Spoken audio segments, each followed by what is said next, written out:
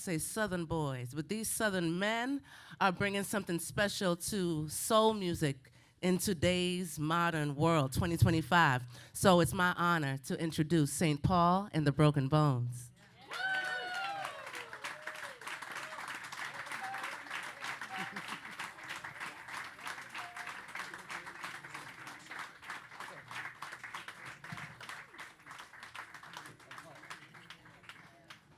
All of them.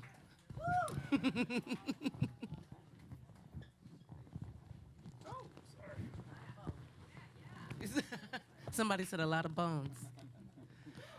So can we just start off? It's more y'all than me. I love me a Southern man sandwich. Can we just go around and just introduce ourselves and our instruments? Maybe you want to start on my far right. Oh, I'm Browan Lawler. I play guitar. I'm Jesse. I play bass. I'm Chad Fisher. I play the slide trombone, as opposed to the valve trombone. I'm Amari Ansari. I play saxophone. My name's Alan Brandstetter. I play the trumpet. Kevin Leon. I play drums. I'm Al Gamble. I play keyboards. My name is Paul Janeway, and I sing. And I also heard that he throws the shoe. I do throw a shoe every once in a while. So I want to get started like from the beginning in your roots with Birmingham, Alabama. How do you start singing soul music in Birmingham? What's the soul scene like? Well, for me, I grew up actually about an hour south of Birmingham, a place called Chelsea. When I was there, it was about 800 people, had a feed and seed, like chicken feed and seed and a red light, and that was it. And so I grew up singing in a rural church, and it was, I call it fun church, like where they, speak in tongues and heal and the whole, you know what I mean, the whole thing. And so I didn't really know anything about whatever it was, soul music or anything, but you kind of sing with that charismatic kind of singing, right? And then later, the only kind of music that my mom and dad would let me listen to was a little bit of Sam Cooke and a little bit of Otis Redding and the Stylistics. And so I didn't know any better. And that was my kind of escape from like listening to religious music. So that's all I kind of knew until I got older and a little more worldly. So is what you're doing now considered secular for your family and in your hometown? Yes. My mom loves that I'm doing music. She likes that part. But she is sometimes like, could have been a preacher, like still kind of, you know what I mean? Like not ashamed necessarily. My parents got divorced, and that typically makes you a little more worldly when that happens. And so it definitely at that time would be considered very secular. I want to stick with your church roots because when I hear you sing, and I hear you speak, I just hear the church influence. What's one of the songs that you remember singing growing up in church? I mean, to me, I surrender all. Yes. It is well with my soul. There's peace in the valley. Things like that. Like those songs to me. Even though I wouldn't say I'm particularly religious now, those songs still, to me, if I hear them, still move me in a particular way that I can't really explain, and it still has that kind of feeling. Is that what you sort of bring to your band, that that you're not intentional about the gospel effect, but you are a gospel, you come from that church background? 100%. I think that's just influenced. Obviously, it's influenced my singing. It's influenced a lot of things. I think the biggest thing it's influenced, though, is being able to read a crowd. You know what I mean? In a weird way, like being able, because the pastor I had would give me like a Sunday night to preach when I was about 14 or 15. Like I said, small church. And one thing that that it would teach you is like somebody sleeping in the back, how do you keep them entertained? And I think for me, that's the aspect I was attracted to. I didn't know it at the time. And now I'm like, oh, yeah, that makes sense. That makes sense why I love that. Wow, that's so incredible. So then how did you meet these secular people on the streets? These sinners. Yeah.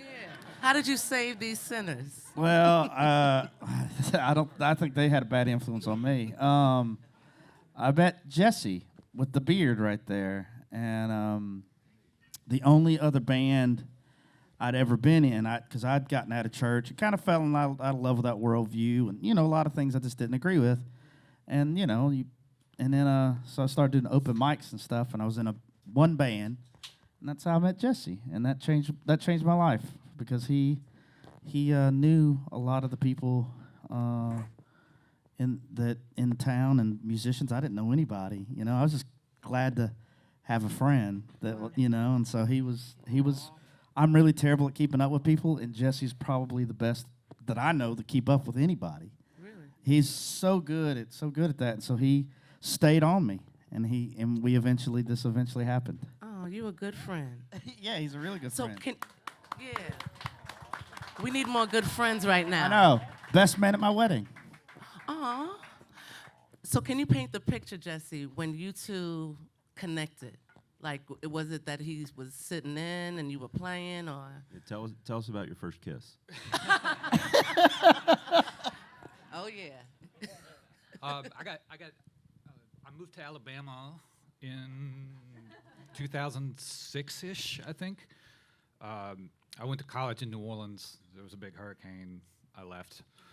I kind of moved to Alabama chasing a girl, and her dad gave me a job, and I didn't have any friends either. So the way I know to make friends is basically go to shows and play in bands. And one of the first bands I got asked to sub in was the band that Paul Janeway was singing in. I was working at a music store with a drummer who asked me to sub, and so I said yes. And I've gotten kind of used to Paul now, but he does have that very effective first impression when he opens his mouth, and your jaw just hits the floor, and you're like, oh, I was not expecting that. But beyond that, Paul and I became pretty fast friends. Outside of the band, we bonded over a Talking Heads record, and discovered we had similar music tastes. And at that time, we were more music fans than anything. I mean, we went to tons of shows together. There was a little club in Birmingham that had just opened up called the Bottle Tree Cafe, and it's like maybe a 250 cap rock club. It just basically became our hangout. We were there all the time, going to shows and meeting people. And I don't know, we had 2 or 3 previous iterations of bands before we kind of ended up with what you see here. And this is obviously by far the most successful and longest running. But I mean, Paul and I have been writing songs together for like 15 to 16 years now. 15, 16 years. But it all is kind of just based around our friendship more than anything, and our music fandom, I guess. We eventually surrounded ourselves with a bunch of killers to make us look good, but So your mother holds him responsible for taking you out to church. Yes. Making you, okay. Yes. My dad, I don't know if this is probably inappropriate, but my dad still calls Jesse my boyfriend because we hung out so much. That's to this day. I'm married. Y'all are good friends. Good friends. What's the process of you guys writing songs together? I know that's like a really intimate thing to do, and to find a collaborator that you can bounce off of. What's that like? There's many ways up the songwriting mountain, as we've learned, because we've been doing it so long. We as a band are fairly democratic in that we are like, I don't care as long as the song's good. I don't care if trombone player Chad or Amari or any. I don't care. To me, it's like, what's the best song?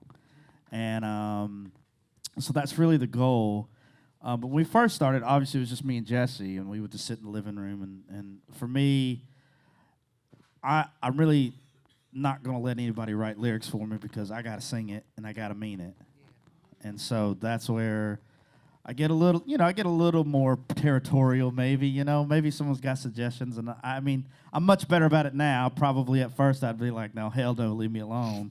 Now I'm more, open. You open, right? Little, but it's. I think there's. I mean, y'all can answer that a little better than I can, because I am not musically trained. I can hear like, oh, that doesn't sound right. I'm more confident in that now. When I first started, I was like, I don't know. Now I'm like, nah, I know what I want. But these guys are. I mean, when you have a band with some of the best musicians on planet Earth, why in the hell would you not use their talents? You know. Go on now. All right, so you and Jesse got together. You didn't make it as a couple, but you made So far. So how did you come to get the rest of the band members? How did everybody else join? Who was next? Well, I met Jesse outside of an opium den. See what you done started it. You know. Sorry, not really. We're into crack mostly. Broin. How did you guys, I mean, this is a pretty large band, to stay together, to like each other. I know you guys spend a lot of time together, probably toured in a van, and then how does this work? I'm curious. I think, Alan, weren't you next? The next guy that came in, the next victim of the Yeah, band? I was an early victim for sure. I mean, for me, it was between my junior and senior years of college, and someone that I was a roommate with in college was working with Jesse at that music store, and he came over to my house one night and said, "Hey, my friends need a trumpet player. Do you want to come learn these songs and play on this record?" Well, it wasn't even a record. It was just a song at that point. And yeah, that's how I got in it. But That was like a week after you. I yeah, feel it like. was really close. But like Broen and I didn't even actually meet until after we played our first right. show. That's right. You Yeah. had a cast on or something, like you'd broken your ankle? I broke my foot after the first show. Yeah, I had a broken bone. I had a literal broken bone for like. Is that how the name came about? No. I wish I could take credit for it. Who was next? I'm like, I think I was next. Okay, Brown is next. Kind of. And Jesse and I had been playing music. I met him on a tour with another band, and I had been living in Muscle Shoals. Muscle Shoals was home at the time, and I moved down to Birmingham. And when I showed up there, I got in touch with Jesse about playing bass in my band, and then he was like, "Well, maybe." That's not really how he talks. He was Yes, it like, is. I'm writing some songs with my friend Paul. You might like it. It's kind of Scholesy and soulful and stuff. And I went to the studio and put a guitar track down, but they had all the vocals muted. And I met Paul that night. That was the first time I met Paul at the studio. And I was like, well, it's cool music. I never heard any of the vocals. You know, I was like, just send me some of the stuff afterwards when you get it mixed or whatever. And he sent it to me, and I'll never ever forget it. The first time I heard Paul sing, I was like, listen to it, and I called Jesse, and I was like, who's the girl singing? She's awesome. I was like, she has got it. And he was like, dude, that was my friend Paul. And I was like, that was that guy. That guy.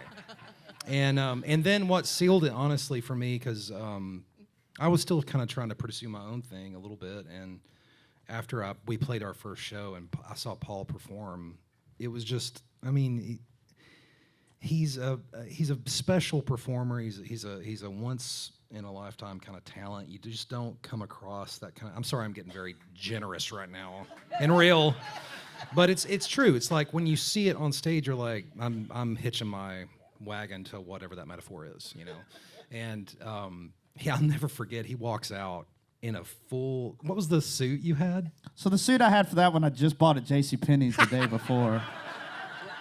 And it was like a checkerboard with red pants. Yeah. And, You get 'cause out I of had your that Mustang. and my dad's funeral suit. I borrowed his funeral suit because I didn't have any suits. And so, yeah, I sure did. I walked out. Because this is the first time I met him after I heard him sing, and I was like, oh, hey, Paul, man, he is walking with like absolute conviction towards the stage in this ridiculous like bow tie. He had a bow tie on, And it was 1,000 degrees outside, broad daylight, and we're all just sweating, just dying, you know. And he's like, you know, walking. He's got a mic stand in his hand, and I was like, dude, man, it's. And he was like, hey, yeah, well, hey, nice to meet you. And like he walks up stage and just does this thing, and like within 30 minutes, we're playing a show. We barely know the stuff. He's rolling on the ground in front of people, like he will not let people ignore him. And I just I'd never had that kind of experience with a real showman, you know, somebody who really is like will not be ignored. Every band I was in was always like, well, you know, we'll attract people with how good we are at music, you know, and like nobody gives a shit about that. They want to see that, you know. I bet you that's the church. That's the church in them. Oh my goodness. Okay, I need another story. So then, who's next? Al. So, sorry, I just got nervous. I saw John Cleary in the room. Broen and I were actually on a session in Pennsylvania, of all places, for some reason. I don't remember why. And he showed me video of Paul singing. The band had just started, and I was blown away. And I just said, hey, when y'all get ready to do something, give me a call. And about 8 months later, they did. That's it. When we could afford Al. When Broen got involved, because Broen was a tour musician. He played with Jason Isbell for a long time, and like Broen was like the guy. And so when he got involved, I was like, okay, there's something here. Really When sad, we got isn't it? Al in the van, I was like, okay, there's something here because this guy's not getting in the van unless he really, you know what I mean? It was that one, Broen and Al were the two that, like, no offense to Alan, but Alan was in college. Yeah. I mean, he'd have worked for free beer at that point. But I was greener than the sapling. yeah, Al has 3 daughters, you know. Broen, like, when they got involved, I was like, okay, this is legit. Like, this is real. Like, because now we have, like, real killers in the band. And yeah. So each musician coming on just like added more confidence, just more layers to. Like I said, sincerely, like, and I don't, you know, Al's like, you know, he's based in Memphis, and he's played with a lot of, like, soul greats. And I mean, Al genuinely, and I say this all the time, is genuinely one of the best Hammond B3 players out there. Like, genuinely. Give the Hammond artist some. Yeah, exactly. So he genuinely is. So that's when you like that legitimizes you a bit in your own mind, and then, you know, whether it's going to be successful or not, I don't know, but you did convince him to get in a van with a bunch of guys, and we're not a small band, so there was no those 15 passenger vans. We had a trailer, and you know, there was no open seat. It was 2 to a seat, and that sucks. That's a lot. All right, so we got the drummer with the 4C hair curls. We had a nice discussion about hair in the back. Yeah. Yeah, we were like trading off on like what kind of products we use. Yeah, so we're just going to spend the rest of this interview talking about our hair care routines. And if anybody has any tips. You guys laugh. He gets up at 3 o'clock in the morning and with curlers. He's very dedicated to that hair. Kevin, right? Yes, ma'am. When did you join the band? Like who all was in it, and what inspired you to be a member? Well, what inspired me was them calling me, which was cool. I'm the baby. I'm the newest one. Not in age. I'm definitely not the youngest here, if you can't tell by the gray hair. But yeah, what was it, like 6.5 years ago? Now, 2018. 2018. It's not hyperbole when I say that, like, joining this band literally changed my life, because I had like a full schedule of wedding gigs and teaching little kids how to play music, and touring with like indie artists out of Atlanta. And Chad, the trombone player, I played in his band when I was in college, so I've been knowing him for forever. Also played in a band with Amari way back. But yeah, Chad called me on a random Tuesday in August of 2018 and was just like, hey, what are you doing tomorrow, and how would you feel about being gone for 3 months? And it was really overwhelming. So I called my girlfriend at the time, and I said, hey, St. Paul called. which would be cool to go out with him, but like I'm gonna be gone for 3 months, and I ended up marrying her because her response was, "Are you a dumbass? Yeah, you should do that." So yeah, I've been with him for about 6.5 years now. I mean, that happened fast, right? Golly. But yeah, it really is sort of a unicorn of a band because it's a real creative collective. Like everybody here is a creative person and writes their own music and comes up with creative ideas on their own. And so, yeah, everybody gets a creative voice, which is really, really unique. I mean, a lot of times, especially as a drummer, you're sort of told to just like sit in the corner and play your drums and don't say much. So when I told them I wrote and they were like, "Cool, let's see what you got." Wow. That was very like unprecedented for me. Let's get a drummer some. Yeah. All right, to my horn players, last but certainly not least, Chad and Amari. Amari, you represent New Orleans, huh? Yeah, I was born in Birmingham, but I moved over. Let's see. Yeah, I was recording. I was recording with another band in Birmingham. And at the same time that Paul and Jesse were recording, and our producer engineer actually played their recording for me, and then I can't remember if we ever talked directly, but we kind of talked about like An intermediary. Yeah. And they were like, "Would you like to be in our band?" But I was playing, and I've been playing trombone professionally since college in the '90s, and I was just too busy. You know, I got kids to feed and whatnot. You know, so playing gigs, and I just couldn't commit to doing it regularly like Alan could. You know, so I kind of went about my business, and then a couple of years later, the first drummer, Andrew Lee, was a very good friend of mine. He calls me up, and the original trombone player, Ben, was a college classmate of Alan's. He quit the band, and Andrew was like, "Hey, can you come play for Ben? Our next gig is opening up for the Rolling Stones." And I was like, "Oh, I can do it now," you know. Makes sense. Yeah, the money was a little more reliable at that point. Yeah, we could as well. pay you. Yeah, That was you the could key. You know, it's like Duke Ellington said, if somebody asked him how do you keep a band together, he said, "I pay them," you know. But yeah, I kind of knew everybody in this band separately. Like Kevin said, we played in bands in Birmingham when we were young, and I knew Broen from playing in Jason Isbell's band on occasion. We would do horns with Jason. I knew Jesse from just being around town and, you know, and the music store, yeah. Amari, oddly enough, I used to teach at this place, the Alabama Jazz Hall of Fame, when I was in my 20s, and he was like a student there. He was like 12, and now we're in a band together, you know. So that's pretty cool. And then Alan, I feel like we played at least one gig with Jim Smizik or somebody. Yeah, and you also you hired me to play a couple Fisher Green gigs. That's right. And a couple of your solo gigs as well. Yep. And then Al from back in the day with his bands, the Gamble Brothers, and but yeah, that's it. Now I'm here. Yep. Rest is history, yes. Amari. I'm going to make a long story really short because there are a lot of, you know, personal relationships in the band.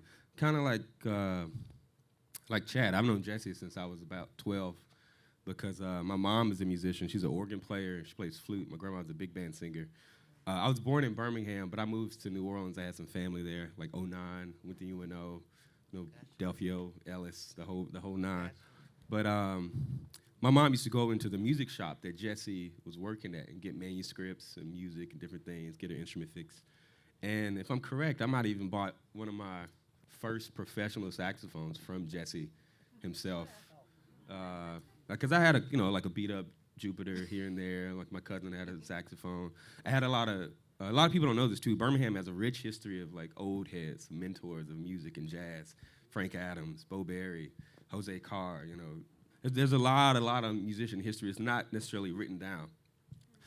There it is. It's written Bergen down. wrote Magic City. Well, actually, there you go. That's Bergen. a great jazz book. There's a book now of the last couple years where it kind of does a better job of it. But I've known Jesse, since I was like 12, 13. Chad, same thing. I had a mentor at the Jazz Hall of Fame in Birmingham. He was teaching there. Kevin, there was a band that my uncle used to manage, and we were little kids. I remember, I think we might have been 13, 14, and I might have met Kevin when I was maybe high school, so I maybe like 15 to 16. We would play around town. But there's a lot of personal relationships, it runs deep, even beyond the music. So this really, truly is the best iteration of the band we have. Specifically, how I joined the band, I remember Jesse showing me demos. He's like, hey man, thinking I'm gonna quit my job and go full time on this band thing. I was like, good luck, chump. All right, we'll see. And that by that time I was like already, I would come back here and there from New Orleans. But he hit me up in 2015, before I actually officially joined the band. He hit me up in 2015. He's like, hey man, I know you're doing this, I know you're doing that, but would you be willing to make some dates? Because our current saxophone player, if y'all are familiar with Jason Mingledorf, Jason Mingledorf was in the band for maybe like 2 or 3 years, but he was like, I got some other things I'm kind of checking out here and there. Would you be able to fill in? And I was like, yeah, I'll do a couple dates. And oddly enough, the first date I did, or the third date technically I did, I met Elton John. Because Elton John's a huge fan of the band, loves Paul, really loves Alan. And it was funny. Omari, just pause on that part right there. He really loves you. I'm joking. No, that ain't, no. But No, when he dies, we'll tell it. yeah, he does that. But no, it was funny because it was fun. It was beautiful to be in the space and make music. But also I'm like, damn, y'all hanging out with Elton John? I might need to spend some time on this. That was back in 2015. I went back to New Orleans, did a couple things here and there, did some touring, went back to grad school, UNO. And I think Jesse was like, hey man, we really love to have you if you would, come on and be a part of it. And I was like, why not? I like the space. I like the musicians. I really enjoy also the environment, because a lot of people talk about the music. Obviously, that's kind of the focal point. But you really, really, really have to be able to connect and, build a strong relationship with the people you're with, because, we see each other more than, our spouses, if you will. So if the environment on tour isn't it, then, it's not going to last long. And that's why this iteration, again, it's in the first one. Hopefully, I'm praying that this is the last iteration, and nothing happens. But this is truly the best way this band could have come to fruition, in my opinion. So. Thank you. I love each other. Y'all laugh. It feels real. It feels authentic. It is. Well, I mean it is. That's kind of the thing. Like, I don't know how. I think it's true. Like, I am not a social butterfly necessarily. I like people, but I just don't go. I don't drink, so I don't go out. And this is kind of my. These are kind of my friends, and we kind of. Well, I'm just saying, like, we all make money together, so but no, it truly is like a, I don't know, we've all been through shit together, I do feel like we're lucky because we meet a lot of bands and we meet a lot of different people in the music industry, tour managers and whatnot, and I feel like that we are friends and that we don't kill each other is actually kind of rare for especially a band of our size. Like, we're all on one bus, we don't have like star coach for Paul or whatever, not yet, at least. Not yet, yeah. But Claim we're gone, like Amar was saying, like, we're gone for sometimes a month at a time, and then we're on that bus. We see each other every single day, and somehow miraculously we get along still. We still like each other. Yeah. That's Speak the for power of yourself. music. Yeah. So, okay. We got to get to Muscle Shoals, Fame Studios. Tell me about that. Who wants to go? Man. So me and Al live in Muscle Shoals, or at least it's home. Al was born there. He's like straight up from there. I moved there at an early age, and was lucky to kind of get into the music scene a little bit. And I was one of those that didn't quite respect what I had when I was young. You know, it was really neat growing up there because I just thought that you had to be. Well, you'd go out to see bands at a club, and it'd be a cover band, and they'd be playing all the standards, but it would actually be the guys who cut the original tracks in the band, like David Hood would be playing bass, and Calvin Holly, and just like a slew of legends, and so I'm an idiot, and I thought you had to just be that good to play at any bar, And I think a lot of the kids that grew up there thought that, and so those guys and they're just super cool older cats, and they took us all under their wing, and they're like uncles to us. And I just didn't respect what I had until I got older, and I got in Jason Isbell's band and started touring out of the South, and I realized that not every small town has that. It's just such a special little spot. It's like an incubator for talent. I think a lot of older musicians that are looking for a good place to retire end up there, and it's just an amazing spot. There's no easy way in or out. There's no internet. There's no interstate. There's no real airport. You have to be wanting to get there, It also has like a few really cool studios. Fame Studios is still there, and Muscle Shoals Sound, and 3614 Jackson Highway, which is just thousands and thousands of records were cut out. We're about to cut another record there next week. Yeah, 2 days.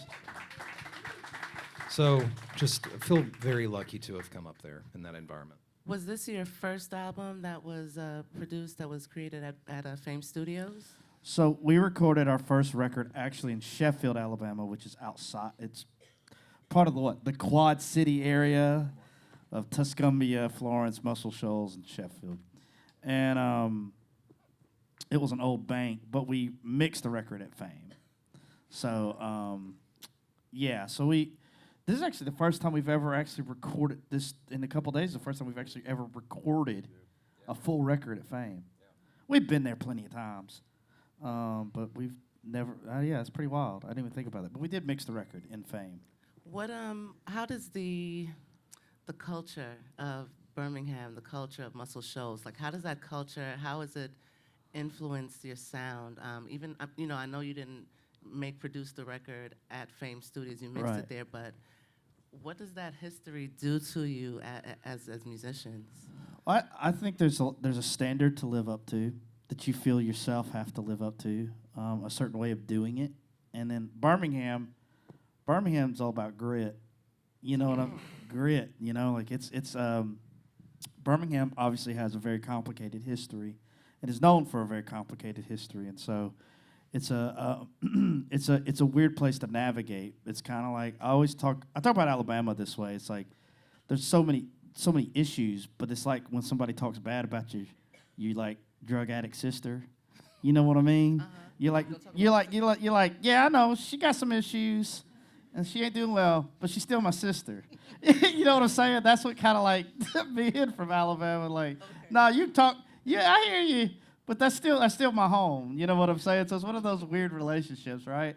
But Birmingham is a city that has a lot of grit. It unfortunately is one of the top 5 murder capitals in the United States. One of the most dangerous municipalities in all the United States is in nothing to cheer. Is in Birmingham. Is part of Birmingham. But I mean, for us, that's home, and there is a straight up grit. I mean, I like my cities like Baltimore and Philadelphia. You know what I mean? Like I don't like New York City. Like I need some meanness, and you know what I mean. You need to go to the hood in New York. They got some. There great, is. You're right. I don't get out that way. But I know what you're talking about. There's a specific kind of grit in the South. It's can't really describe it. Amari, because you like the grit. You went from Alabama to New Orleans. You love it gritty, baby. I have to explain to people why I feel so comfortable in New Orleans a lot, coming from Birmingham. There's no joke. The area I grew up in is even an annex of Birmingham. It ain't even like really Birmingham City, and it is the #1 murder capital. It was just seriously not something to be proud of. But I really had to unpack that because you speak about New Orleans. I mean, it has its own issues here and there, but it's home. You know, speaking about the music and the influence between Birmingham, Memphis, you know, New Orleans. There's a lot of music to be had, a lot of creativity. It's something that you speak about influences. That's like, man, it's wild to be able to sit in it, live in it, and also feed and bring out the positivity and all of those things. And then it comes out in the music as well. Like you say, you can hear it, you can feel it, and that authenticity. I would add, I just feel very fortunate to grow up in the South because I think pretty much everybody on this stage at this point, especially, but you know, guys like me and Al, we grew up playing in soul reviews. You know, like. And as much as I want to think I'm a jazz musician, really what I am is a soul musician because that's what's always paid my bills. And there's a big culture for that in the South. And, you know, sometimes people are like, why didn't you go to New York when you were a kid? And I was like, well, because I started making a living. Because you could still make a good living as a trombonist in Birmingham, Alabama in 2004 or whatever, you know. And that's just not the case everywhere. But in the South, you can do that, you know. So I read that y'all work with Ben Tanner from Alabama Shakes. Oh yeah. He produced. Did he produce the first album? Sure did. Okay, so what was that experience like? So these were your songs that you guys had written, you and Jesse? Well, yeah, me, Jesse. I guess, yeah. Kind of, yeah. It was me and you, right, at that point. Maybe a little bit of everybody else. A little bit, like, yeah. Yeah. Anyway, yes. So you wrote these songs, and then how do you get a producer like Ben Tanner to say, I can build on this? Well, first off, they were starting a label out of Muscle Shoals or out of Florence called Single Lock Records. And not like we had anybody interested or anything. We didn't know, you know what I mean? They were going to offer us a van and free recording time. So we were like, hell yeah, that's the ticket. So we didn't care. We were like, yeah, sounds good. You putting us in a van? Then we got a manager, and the manager is just like, that's not a good record deal. Like, that is not. You know, it wasn't a 15-passenger van. There was a 15-passenger van. This is crazy. We bought it on eBay or whatever. I flew to Houston. Me and my wife she was my girlfriend at the time. Flew to Houston, picked it up, drove it to Birmingham. Then we all got in it and drove to South by Southwest that year. It was kind of wild, but that was the carrot that they dangled to get us to sign. And we were like, absolutely. And they were unbelievably fair and gracious, and God knows, I think that thing at this point has sold over 200,000 copies. So, like, which is crazy in this day and age. Yes. But I think Ben, you know, this is kind of right place, right time, right? Like, the Shakes thing was kind of happening, and we were kind of upset about it because we were like shit, like this is our thing, and you know what I mean, and that exploded, and we're like whatever. But Ben was really he was great. I mean, he was still kind of new to it. You know what I'm saying? Like, I mean, now he's like a seasoned producer. At that point, he'd done it, but we were like, you know, it was really interesting. But we did it in Sheffield, did it in that old bank in Sheffield, Alabama, and he was great. And it was we took the best of a couple takes. You know, we did like 2 or 3 takes. We cut it to tape. You know, there's literally a reel of tape that has that record on it. I'm wanting to say that we did the tracking of the record in around 3 days. Yeah. And then did Al overdub one day, and then another day of overdub. So really, the whole first record was made in 5 days. Yeah, because like the problem was, like I said, this is crazy how all that happened. But the problem with that thing was, I didn't even have lyrics for some of the songs, so I was just making them up while singing them. They really were. So now today, it's a regret I have because I'm like, I don't even know what the hell I was saying. The song doesn't even make sense. But I just want to point out too that everything you hear on that record, I think you were singing with us, right? Yeah. Every song. So like we were all in a studio and we captured like a take with Paul, and he sang it live with us, which is like not something that really happens much I anymore. don't think we've ever done it that way since. No. The There's not a horns and the producer alive vocals. that would do it now that way with the technology we have. There's not one, unless you're doing a live record. And it was I mean, we didn't know what we were doing. That's that grit you're talking about. Yeah. Uh-huh. Yeah. I mean, it definitely created it. Now, there's some bumps and bruises on there that I'd love to correct, but, you know, when that kind of happens, you go with it. Like I said, that record, the success of that, of Half the City, is still one of those things that this is a weird thing for me because, I mean, personally, I'm like, the band is so much better now. but it captured a moment, and it's like, to me, listening to that, it's a time capsule, right? So, but it's pretty wild what that record brought us. And we had only been a band for 6 months when we recorded that record. Yeah, Y'all got something. got lucky and pretty skilled. Some of these guys, it's all kind of all met at once. So you were on Letterman when there was a Letterman. How did that shift your career? How did that shift the trajectory of what you were doing? Is it like you went from a 15-passenger van into like the big old black one that Yeah, they rolling? it changed our career. We had released Half the City in February 2014. We had sat on it for a year, which was excruciating, sitting on anything that long. But we were just kind of building the reputation of playing live and da-da-da-da-da. And so we released the record.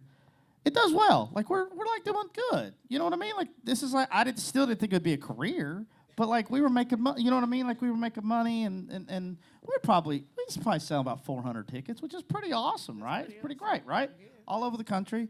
And so January of 2015, we get Letterman, and we done a few TV things before then, and CBS Saturday Morning was one we did, and it kind of moved the needle a little bit. But Letterman, we get into January 2015, so we're kind of thinking we're winding down. All right, winding down. Let's get to the studio and make the next record, right? Then the Letterman thing happened, and their producer came up to me before we performed. He's like, "Hey, I just want you to know, Dave's a really big fan, and he could possibly ask you for an encore." And this person didn't realize the weight that they were putting on, but they're like, "I just want you to know that he's only asked about 5 artists for encores. James Brown, Foo Fighters." I couldn't remember the other. And I was like, "Are you kidding me?" Like, but we didn't. I thought maybe that was lip service. Do you know what I'm saying? I'm like, oh yeah, all producers say that.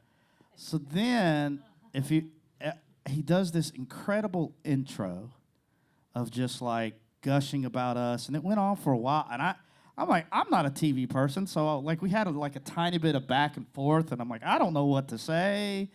And he kept like building it up, and I was like, they're going to cut that in post, right? Because it was just so long and so nice. I was like, I'd never really seen him do that. Play the song. He of course asked for an encore, and I don't watch our performances because it's tough. But I got word back from everybody, like, because I think a lot of y'all went to a bar to go watch the performance. And I heard back, like, no, they kept the intro and everything. And it changed our life because we went from selling about 400 tickets to selling about 1,500 overnight. So, and it was crazy. It was a crazy, I mean, it's still to this day one of those performances that, I mean, I saw a list probably a couple months ago, and they said the top 20 musical performances on Letterman, and we are on that list, which is just insane. Round of applause, y'all.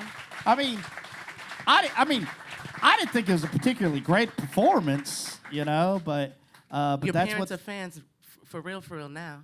Yeah. Right? Yes. Yeah. Exactly. And so it's that. And so the problem was like we thought we were winding down. We weren't winding down. So we went through a whole other year. I mean, you strike while the iron's hot, right?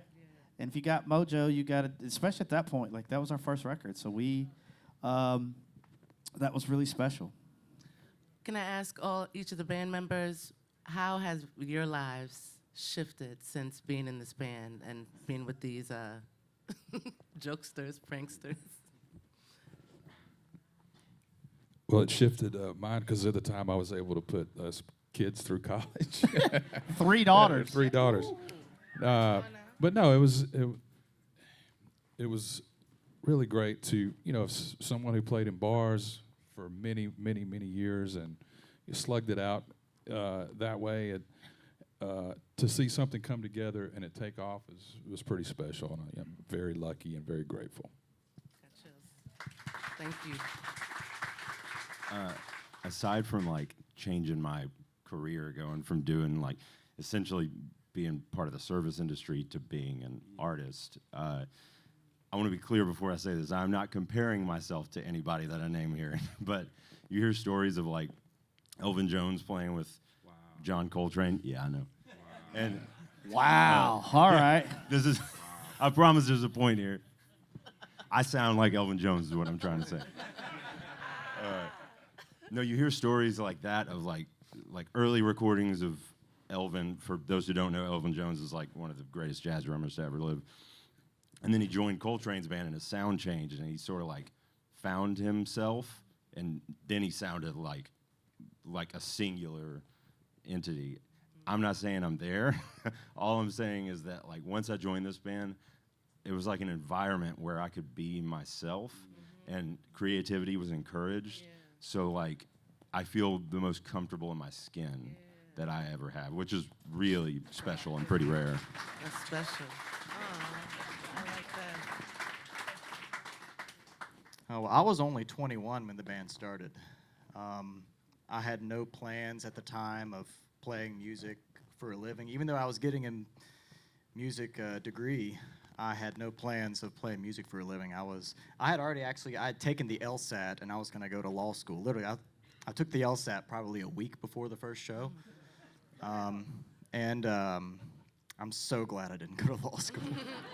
Because this band has been, it literally changed my life. It completely changed the path that I was going to go down. And it has been my entire adult life. And I'm so happy because I couldn't imagine myself doing anything else.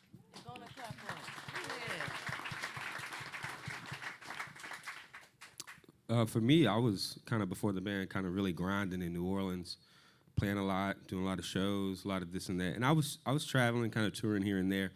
But I would say this is the most consistent, most cohesive, or like organization that I've like really been a part of. Because a lot of times people, yes, it's a band, but it's so much. I said that earlier, so much more than that. Beyond the environment, beyond like the setup of everything, and just the respect. It really taught me to.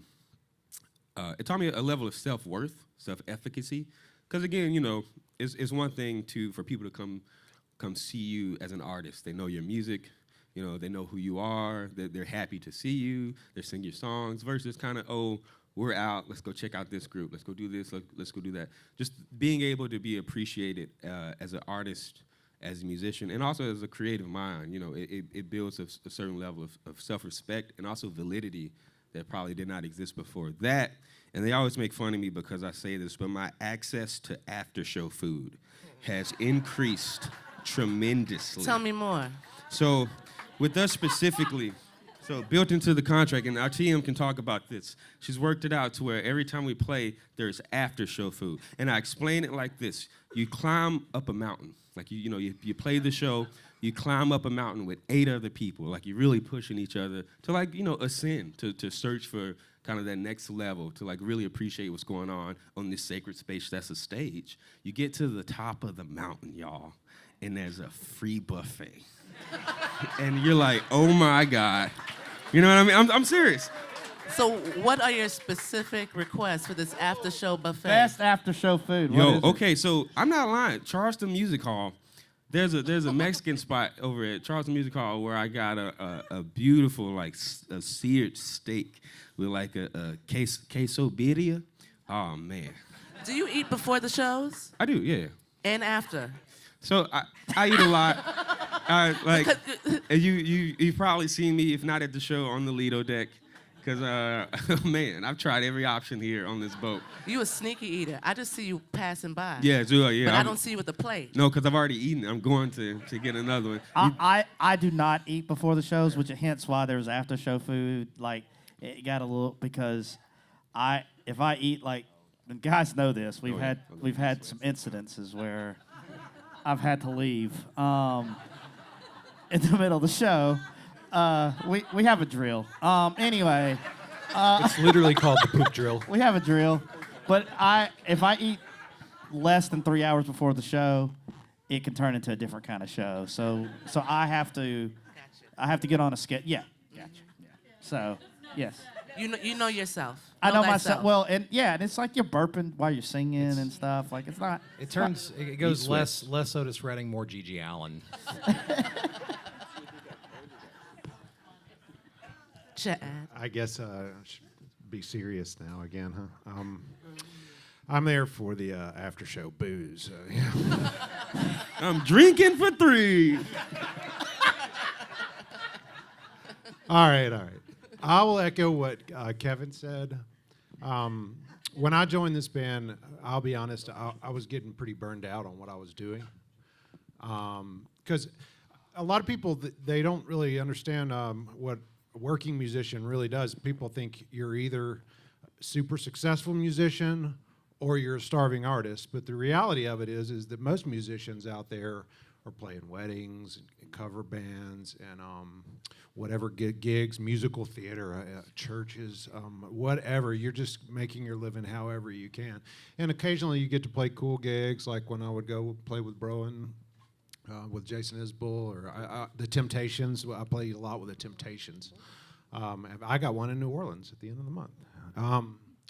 But those were few and far between. I wasn't necessarily making my living doing that. I was doing a lot of the other things like Kevin described, and also teaching a lot of lessons. And I like to teach now because I can get motivated students and ones that I like. But a lot of times it's just babysitting, and it's just not fun.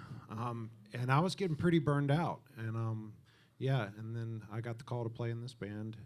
And now, just echoing what Kevin said, now I can be an artist. I can write, and I don't have to do that stuff anymore. I still do on occasion, but I don't have to do it. Instead, I get to make music that we all made up on a nightly basis, and that's pretty hard to beat. So yeah. I love what I'm hearing. Okay, so your life, because you're so connected to so many band members. I'm probably the most accidental music career guy. Like I never thought I would be a professional musician, and I still don't really feel like I'm a professional. I feel like I just get paid to make up songs with my friends and travel around and play them. And I haven't had a real job in well over a decade because that's what I do. So I stumbled uphill pretty hard and landed in a good spot.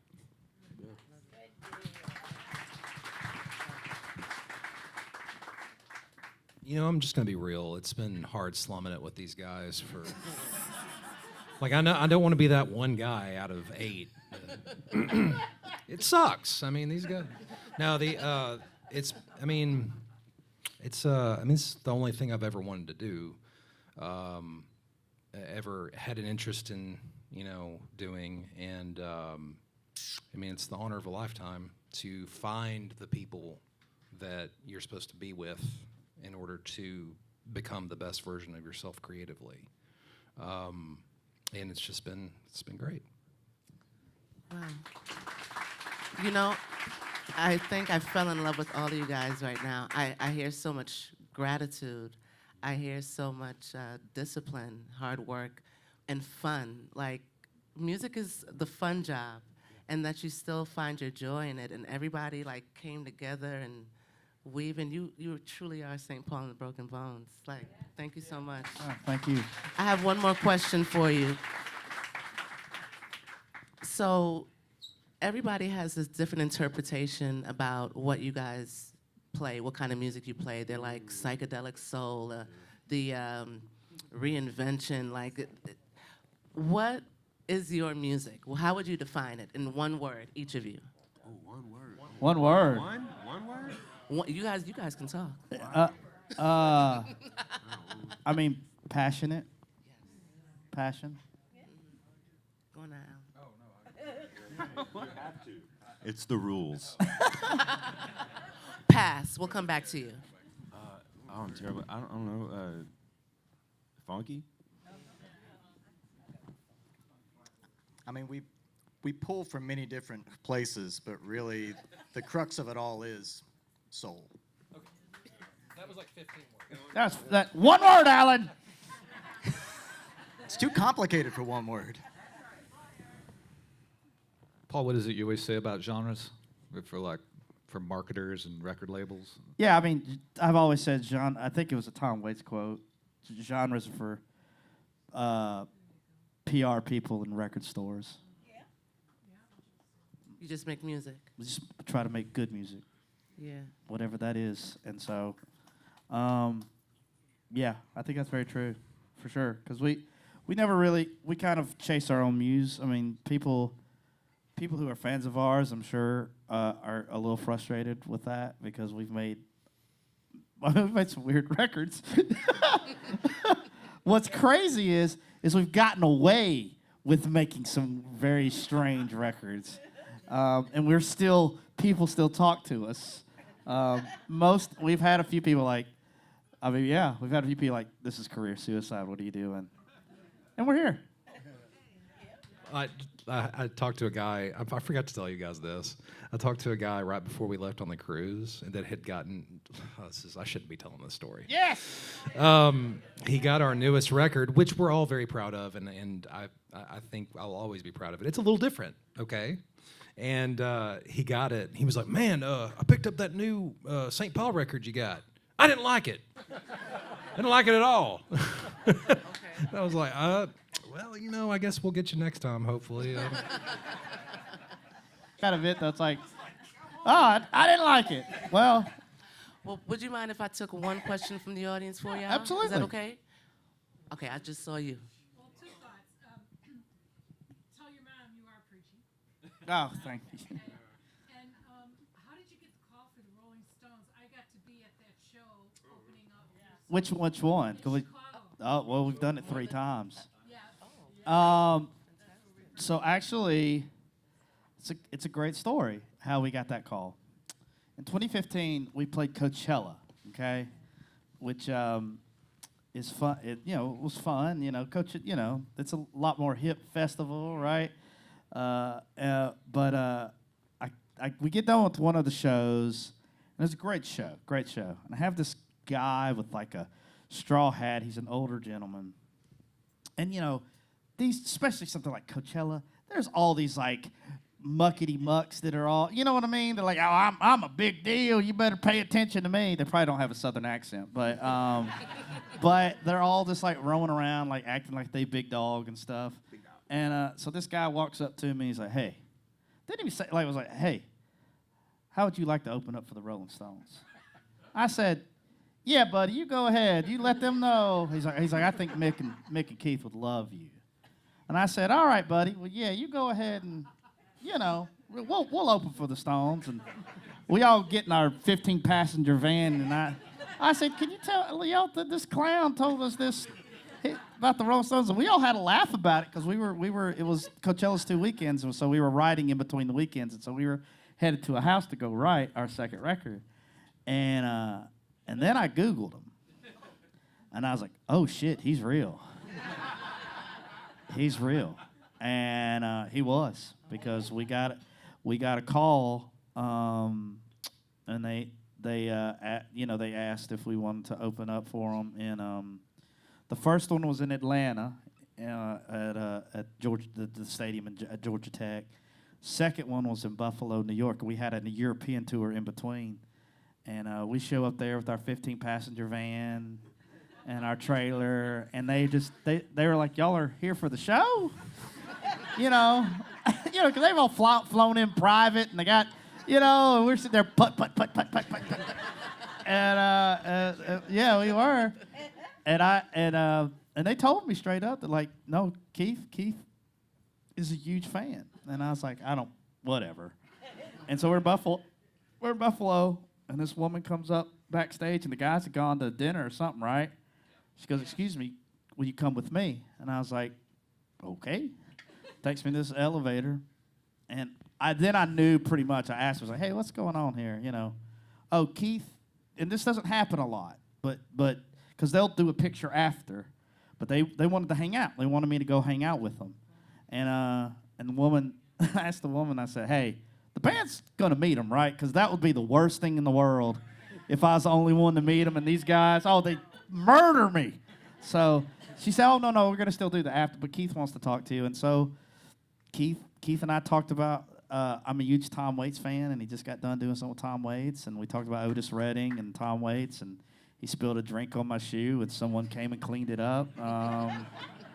And then the funniest thing is Ronnie and Charlie were in the other room, and I'm going in there, and I thought Ronnie's wife was his daughter, and yeah, and last thing he told me was like, and he didn't know I didn't drink, but I don't drink or anything. He's like, hey, don't you let them fuck you up before the show. And I was like, I'm not going. And then I've had 2 interactions now with Mick Jagger, and Mick Jagger comes in and just pissed, mad, like, what's wrong with this set list? Just screaming. And I was like, oh my God, this is how we're gonna meet.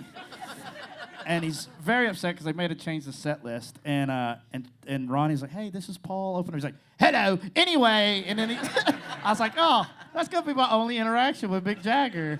Luckily, we had another one at that Chicago show that was actually a lot more pleasant. I was like, oh, but it'll be written on our gravestone. It'll be written on our grave. Like when that happened, all the haters, what you gonna do now? What you gonna do now? On that note, y'all give it up for St. Paul and the Broken Bones. You can stay in touch with them by purchasing some of their Thank y'all very CDs much. in our shop. Thank you so much, y'all. Thank you. Thank y'all.